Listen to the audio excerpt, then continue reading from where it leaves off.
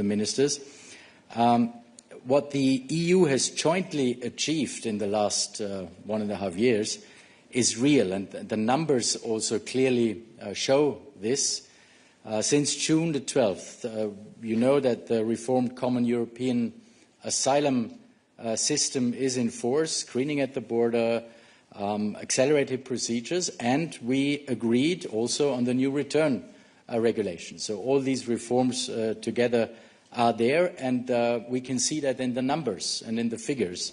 Illegal migration decreased by 55% in the last 2 years, another almost 40% so far this year, and this led to just over 49,000 people crossed illegally to our European Union across all our external borders, and that is roughly, just to give you a comparison, this is roughly as many as arrived on the Greek islands alone in a single week of October 2015. So this leads also, on the other hand, to decreased asylum applications, of course, across the European Union. Just to give you two examples there, in Germany, for instance, the numbers are down by more than a third again this year. Sweden, for instance, registered 8,400 applications last year. That's the lowest in 40 years. And Denmark registered 1,800 by the end of November. That's a historic low there as well. By every measure, Europe has not had this much control over illegal migration in decades. But of course, the events from Ceuta, that's also pretty clear, show that dramatic images beat actually the best statistics. And that's also, of course, one of the learnings. And as I said before, these past few days were a test of our European resilience, a test of the security of our external borders. And these days showed clearly that there are actors who have no regard for the safety or even for lives of innocent people. And from the first moment, of course, what we did as a Commission, we offered support to Spain, both financially and operationally. And this includes emergency financial assistance to strengthen the protection of the external border in Ceuta, also supporting returns, of course, and also to prevent movements to the European Union. In terms of support from our agencies, Frontex is already on the ground with more than 30 people in Ceuta, and is of course ready to do more also. And also other EU agencies like Europol, like our asylum agency, stand ready to assist Spain. For the time being, Europe, I think, has definitely passed this test. People did not manage to enter the Schengen area, and security at the border was resolved quickly. The key now is for the European Union to act, I would say, in a united manner and also draw the right conclusions from these events. This is also what we discussed today, of course. Maybe some sentences on the hard facts. First, the breach itself. Over 70,000 people, as you know, crossed in a matter of hours, fueled by criminal smuggling networks and also disinformation, social media disinformation. The integrity of our external border was placed, of course, under severe strain. That was the first hard fact. The second hard fact, 75 lives were lost. Families who will never see their loved ones again because criminals send people on dangerous journeys. And this is just not acceptable. And today we discussed how to avoid such incidents also in the future. What worked in the beginning is the response. First, Spain today again confirmed, as I said before, that practically all those who entered Ceuta have now returned. People did not cross from Ceuta into mainland Spain and into continental Europe. The integrity of the Schengen area was preserved, and that is the result of a sustained cooperation between Spain, Morocco, and the Commission over the recent days. And I want to acknowledge it clearly and thank Spain also and the administration in Ceuta for restoring order and to work closely with Morocco to ensure the swift returns. Secondly, our new European rules and on borders and on migration means we have a robust system in place to safeguard our security, to safeguard Europe's security. And this includes swifter procedures at the border, especially for countries on the EU list of safe countries of origin, like Morocco is. Morocco is part of this safe countries of origin list. And I also welcome the further deterrent action Spain and Morocco have taken to prevent additional illegal arrivals, including reinforced surveillance, for instance, of the maritime border. What are the lessons learned from this? This is also was one of the main discussions, of course, today as well. First of all, and we all agreed on that this morning, it's about the full implementation of our new rules. That is key, full implementation of the pact.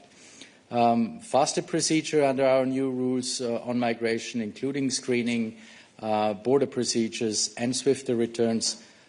Very important elements there, both from a security perspective, but also, of course, from a migration perspective. And member states want and need to make better use of tools such as the new safe third country concept, which allows for asylum procedures outside the European Union in a safe third country under different and concrete rules.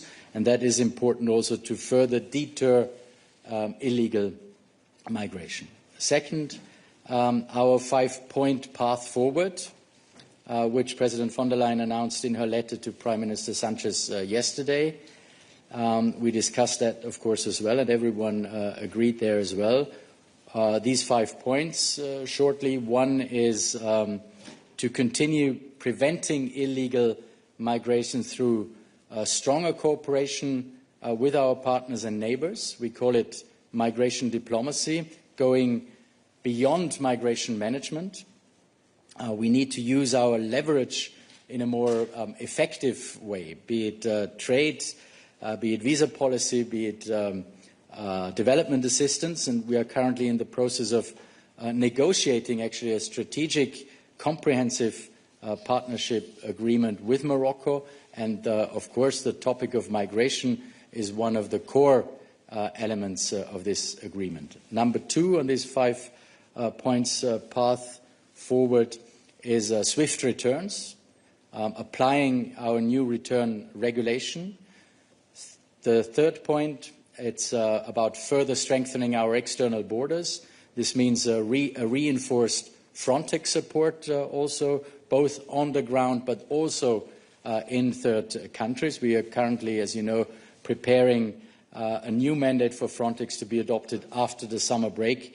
It also means vigilant monitoring and, where needed, also physical infrastructure at critical points. The fourth point is about implementing early warning systems. We must strengthen our capacity to follow misinformation trends, for instance, on social media, working hand in hand with Europol and all the other EU agencies. And the fifth point on that plan is about dismantling the smuggling networks. We urgently have to adopt the global sanctions regime against migrant smugglers. We proposed that in early July already, to have more tools to stop them. And it is why we launched also the Global Alliance against migrant smuggling 3 years ago. So there was a common understanding that we must advance on these 5 points ahead of the JHA Council in October, and then, of course, ahead of the European Council as well. So to close, this week, as I said before, tested us, yes, in speed on the one hand, in solidarity on the other hand, but also in resilience to disinformation. But let me be equally clear about what this week also showed. When it mattered, the situation was brought back under control. That did not happen by accident. It happened because we acted together. European solidarity is at the heart of the European project, and Spain and its people can, of course, count on the enduring support of the Commission and the strength of our Union to overcome this current challenge. But we shouldn't make any mistake, of course. We will learn from this, definitely. We will also close the gaps, and we will keep protecting our external border altogether. Thank you. Thank you, Commissioner. So we'll move to the questions. As always, I will ask you to introduce yourself and the media you work for before asking your questions. We'll start in the room, and then we'll take a few questions online. We'll start with Zoya. Thank you very much, Commissioner. Zoya Shevchelovich from Politico. I wanted to ask you about whether Italy's concept of an immediate beginning of using these third-party deportation hubs has been discussed, and whether ministers backed that idea. Is it something that the EU is going to be working full steam ahead on? Because I know that that was something going into the meeting the Italians wanted to discuss today. You mean the return hubs? Yeah, the return hubs. The return hubs were, of course, mentioned by some member states, especially the ones who are preparing such returns hub or preparing the negotiations with third countries about the return hubs. Yes. Italy, Albania is a different project. That's the Italian project. But as you know, 5 member states, 6 member states now are working together to talk with third countries about return hubs. But what I wanted to stress is also, yes, let's focus on return hubs. That's legitimate, and that's a task of the member states to do it, the ones who want to do it. But also focus on the safe third country concept, which means that the asylum procedure can actually be done outside the European Union, where the safe third country concept allows for that. So yes, both return hubs, but also the asylum procedures outside the European Union were mentioned by some member states, yes. Thank you. Sandro? Sándor Zsíros from Euronews. First of all, you mentioned emergency financial aid for Spain. What's the amount? Where is the money coming from? And does this also cover potential humanitarian care as migrants are still remaining in Ceuta facing difficult conditions? And I would like to know also, how do you assess Italy's decision to temporarily suspend the Schengen free movement regime with Spain? Was this lawful according to you, since there was never a moment of threat of mass migration to Europe from Spain? Thank you. Yeah, thank you.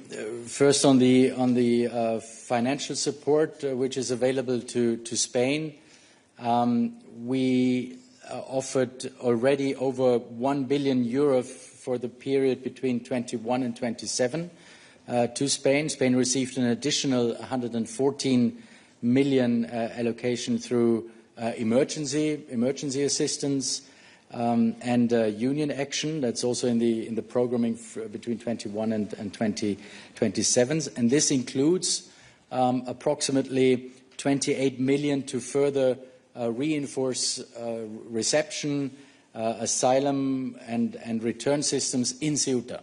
So this is especially used there.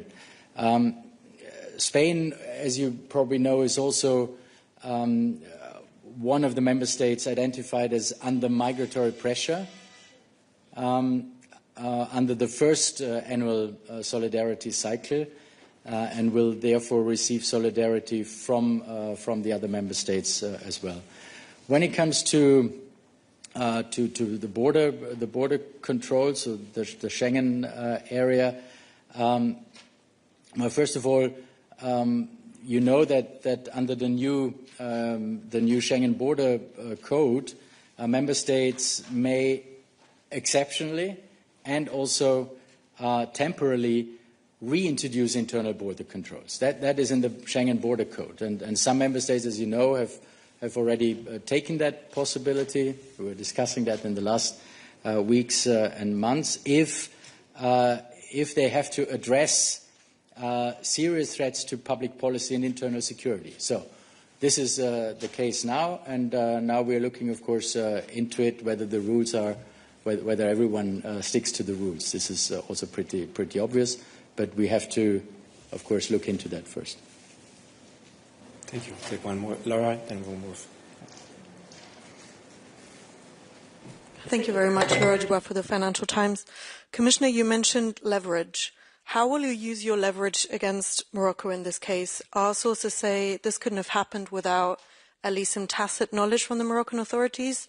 So what is the next step here? Will you increase the budget support for Morocco on migration, or will you rather delay ongoing negotiations for a comprehensive partnership? Thank you. No, the negotiations on the comprehensive partnerships are, of course, ongoing. And what I just wanted to say is that migration is, of course, also part of these negotiations. This is pretty clear, and this has been like that in the last months, actually, and will be in the next months to come. So nothing has changed there. We know that there was interference from the smugglers and the human traffickers. We know that on social media, so misinformation altogether. But this has nothing to do with our negotiations with Morocco. Thank you. Here in the middle. Johannes Perterer, ORF, Austrian National Television. Commissioner, just to follow up on that, do you think that Morocco has any responsibility whatsoever for what happened, and if so, to what extent? Well, what we know is that, and what we saw, that there was an instrumentalization by human traffickers and smugglers. That's for sure. Grande Malaska, the minister, has repeated today the important role that Morocco actually played in making sure that the situation in Ceuta is under control. And we know, and we talked about the numbers, of course, also. And this is exactly why we engage with partner countries and third countries. So I also understand that there is an ongoing investigation of the matter in Spain. So I can't actually comment on that any further. But there was, of course, some disinformation by the smugglers and the human traffickers. That's what we know for sure. Thank you. I'll take Jennifer.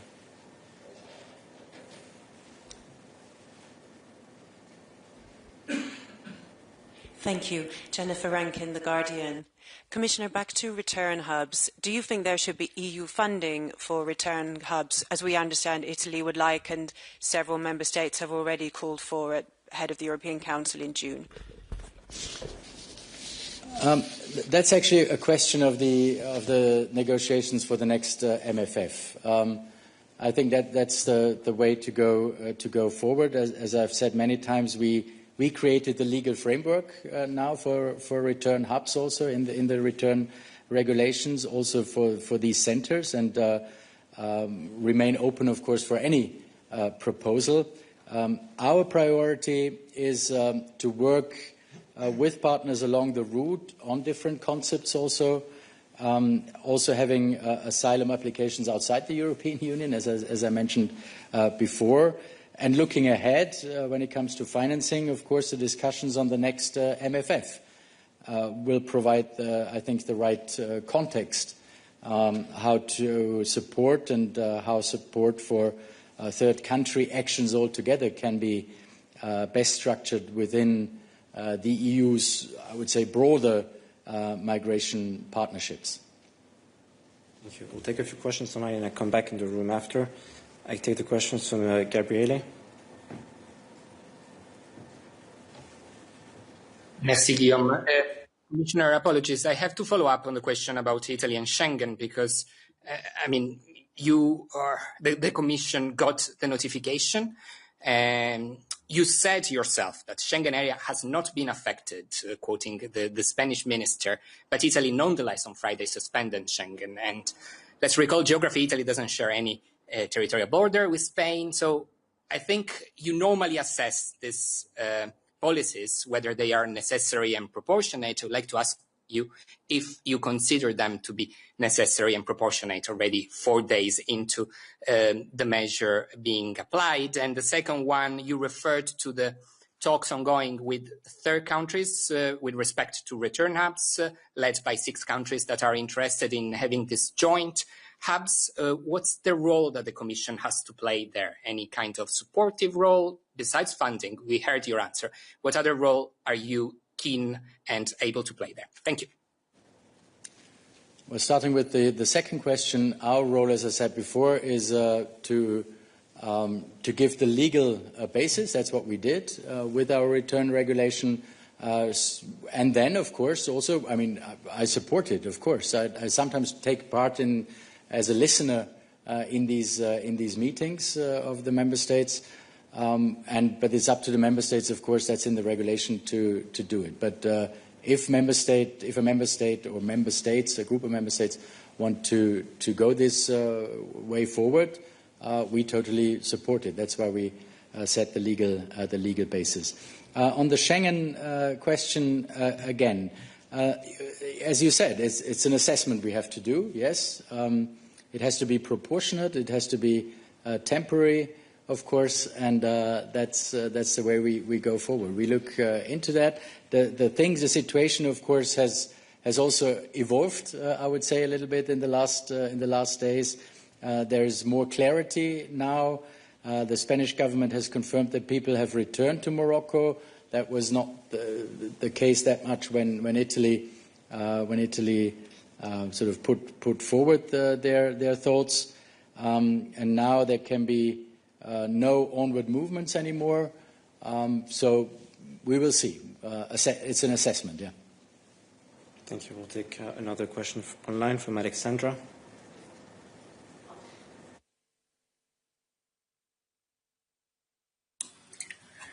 Thank you for the opportunity. Do you hear? I just wanted to add one sentence because I understand. I have some understanding for this reaction of the Italians also, because the people are concerned. The citizens of Europe are concerned, and that's why we have this possibility in the Schengen border code also. So we really have to look into that and look into the details. But of course, I do understand that with the images we saw, the citizens of Europe, of course, were concerned, and that's why some member states sent a letter. That's what was one thing, and took this possibility. Good. So we go back to Alexandra. Sorry. Yes, thank you for the opportunity. Do you hear me well? Commissioner, you reiterated that one of the lessons learned is the need for a full implementation of the Migration and Asylum Pact. However, the Greek Prime Minister argues today in an op-ed that the pact itself is not designed for situations like Ceuta and proposes a new emergency regime. So does the Commission believe that the pact already allows for this kind of flexibility, or does it fundamentally rule out such measure, and whether you will assess such a proposal made today by the Greek Prime Minister? Thank you so much. Well, as we discussed today, it's about the full implementation of the pact. This is really key. The pact does offer solutions for this. However, this is, of course, a new situation, and we always have to reconsider everything we're doing, and we have to sort of look into everything we're doing. That's why we have reports. That's why we look into all the measures we are proposing. But the pact is clear, and I think that's also for the European Council in October to discuss it in a strategic way forward.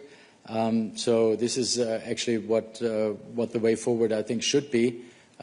Preparing for the European Council in October, where they have a strategic discussion on migration, supported also on the Eastern European border. And we will, of course, prepare for that, because having a strategic discussion on the way forward, I think, is always a good thing to do.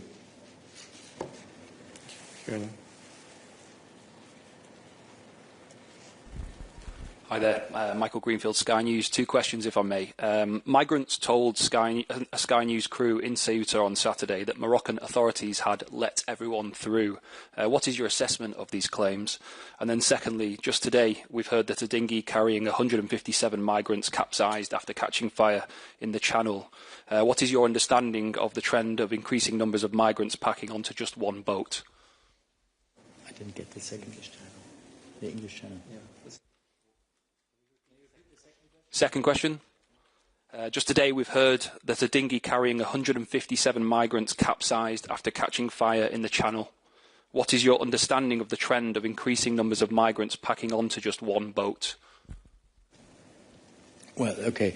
Now I got the second question, and this is exactly what we say. We have to fight against the migrant smugglers and the human traffickers. This is just not acceptable what they are doing.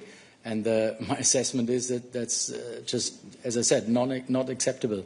What happens on these boats, and especially the point that smugglers and human traffickers are actually exploiting the life of human beings is not acceptable, and that's what we have to fight against. Fight against the smugglers, fight against the human traffickers. We do that on different levels, as I said before, our global alliance, but also other points.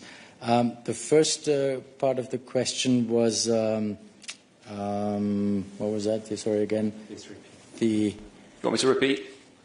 It was migrants told a Sky News crew in Ceuta that the authorities had let everyone through. Just, what your assessment of that is, please.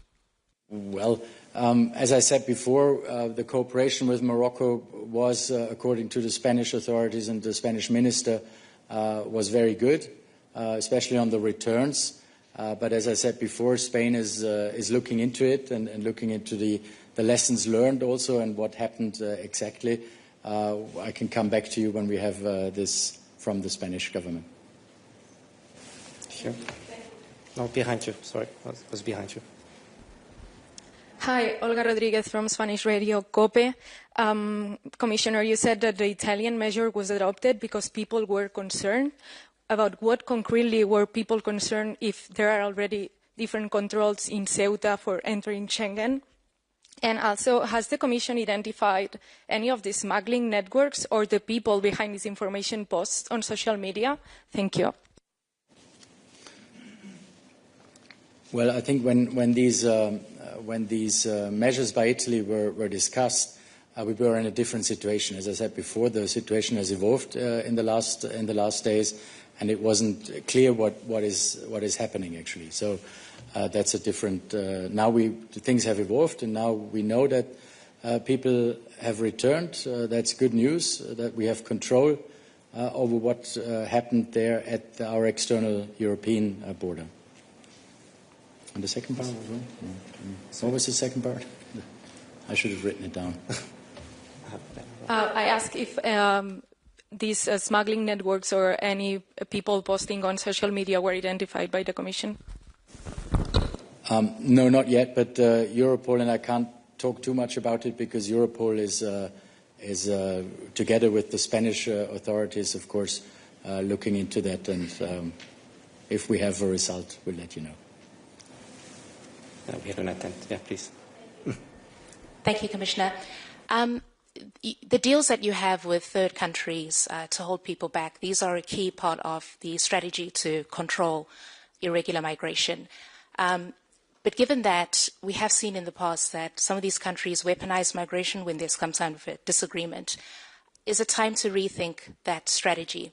And also, could you tell us a little bit about what Spain has said about the remaining migrants in Ceuta, specifically the ones from sub-Saharan Africa, who have told our network, DW News, for example, that they intend to stay, they're not returning to Morocco, and that they want to apply for asylum?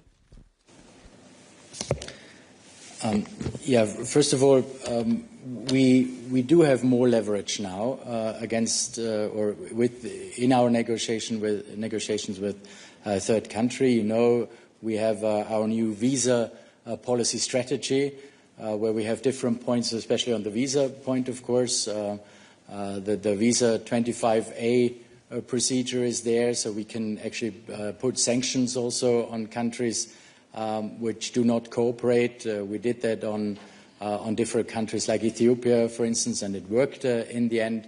We did it on Somalia as well in the last weeks, very quickly, actually. So yes, we always rethink and reconsider our policy and our strategies. I think that's what we have to do, and especially on the visa part, with our new visa policy strategy, we are exactly going into that. What happens? What about the people remaining in Spain? Of course, this is the responsibility, of course, of Spain to ensure no one crosses into the European Union. That's one thing, and this is what Minister Grande Marlaska also today confirmed in his statement. He had two statements today.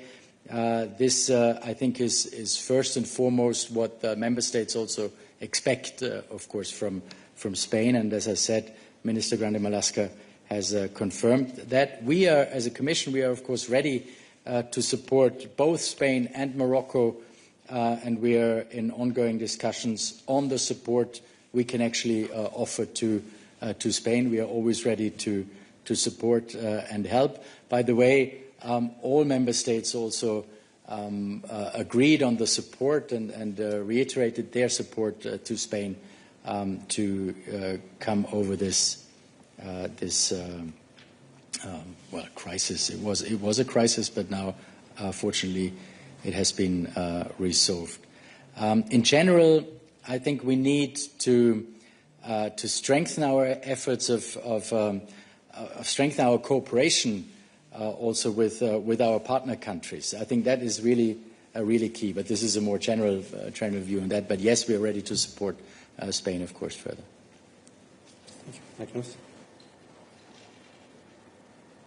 Thank you, Magnus, with Euractiv. With the risk of this becoming slightly repetitive, but I'm going to have to double down on some of the good questions colleagues have asked, because you frankly haven't answered it yet.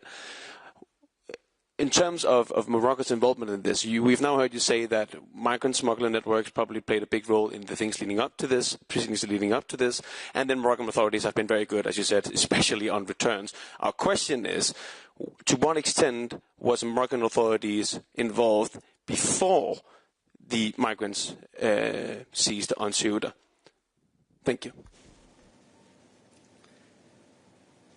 Well, as I said before, and also sorry to repeat myself, as you said, this is part of our assessment, of course. And I said in the beginning, Spain especially looks into this, and the ongoing investigations in Spain are there of the matter.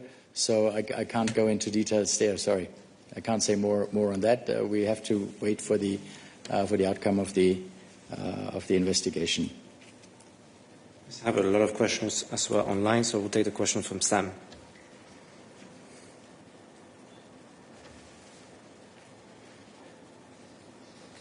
Hi. Sam. All right. Through emergency meeting with EU ministers, I think the light that the EU has recorded more than 2,000 fake articles. Sam, sorry, we cannot hear you. Your sound is not good. Could you fix your connection? We'll come back to you. We have another question here, please. Yeah. Hello, Manuel Gomez, Spanish newspaper El País. Well, I'd like to ask about the regularization of migrants. in the recent days, 22 countries have criticized Spain for this. I wanted to ask you if Spain has faced any criticism in the meeting for this regularization, and if you have any evidence about the link between this measure and the events of Ceuta. And I'd like to ask about why the reaction of the Commission has been different this time from the other events in the past, like the eastern border in 22 or Lampedusa, when the President of the Commission traveled there. Thanks.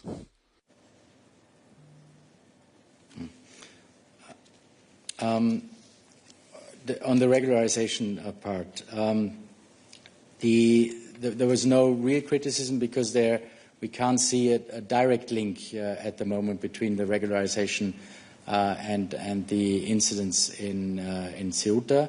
But I always say to this regularization discussion, it's not a good signal.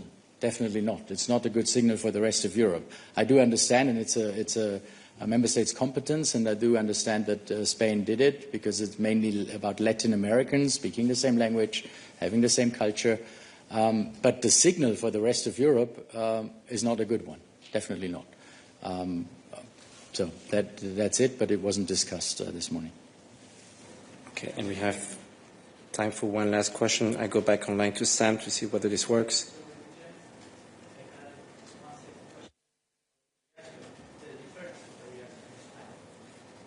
Do you want to add?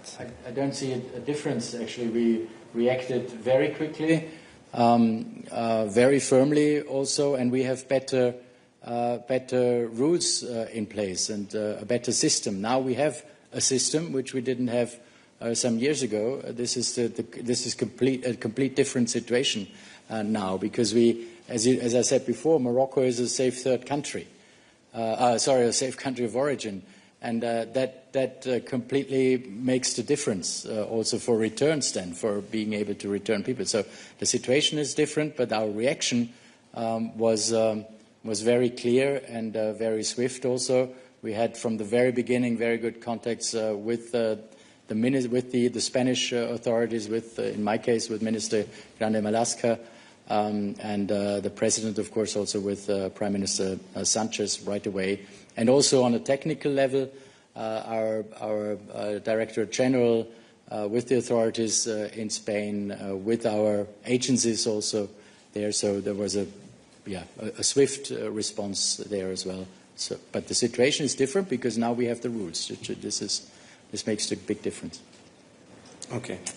We'll try with Sam last time, and then we'll conclude. Can you hear me? Yeah. Great. Thanks for the patience, everybody, and the opportunity to ask a question. During the extraordinary meeting of ministers, it came to light that the EU has recorded more than 2,000 fake articles and over 6,000 fake social media posts from Russian actors concerning the situation in Ceuta. And I'd like to follow up on that. You've mentioned disinformation quite a few times without getting into any specifics. The EEAS has a disinfo unit, as well as the Commission. What kind of articles and on which platforms was this posted and detected, and how is it possible to identify them as linked to Russia?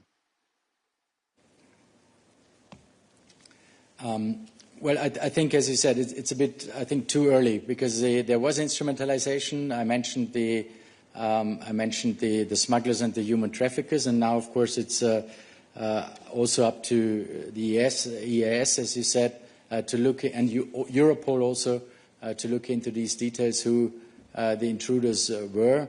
Was it Russia, as you mentioned, or was it human traffickers and smugglers? We know it from the human traffickers and smugglers already, but the rest, please wait for a real assessment there.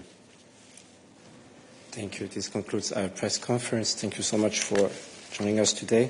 Thank you, Commissioner. Thank you.